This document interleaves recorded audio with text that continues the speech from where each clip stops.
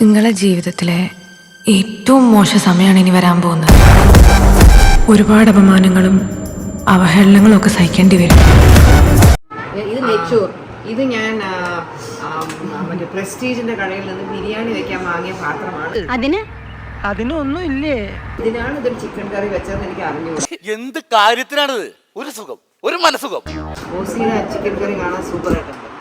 ഇതിന്റെയൊക്കെ കളറ് കാണുമ്പോ കഴിക്കാൻ തോന്നുക. മനുഷ്യന് മനസ്സമാധാനമായിട്ട് എപ്പോഴാണ് ആഹാരം കഴിക്കാൻ തോന്നുന്നത്? Very very very hungry. എന്നാ മുഴുവൻ അവിടെ വായിലോട്ട് പോവുമല്ലായിരുന്നു. എനിക്ക് വിശക്കുന്നേ പറഞ്ഞ് കീറുവല്ലായിരുന്നു. ദരിദ്രം.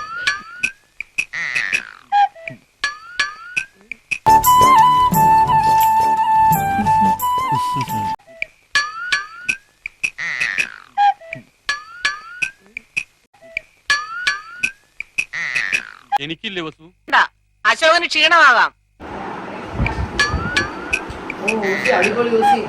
ശരിക്കും എവിടെ അസുഖം എനിക്ക് മനസ്സിലായി. ആർത്തി മൂത്ത് പ്രാന്തായതാണ്.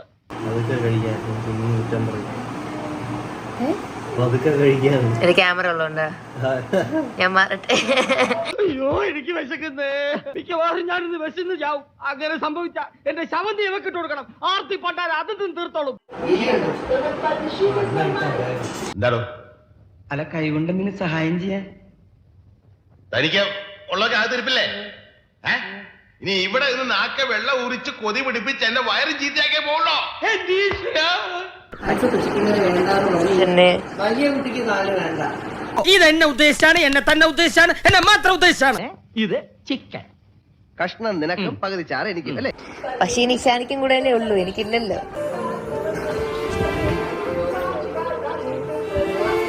ചാറി മുക്കി നക്കിയാ മതി.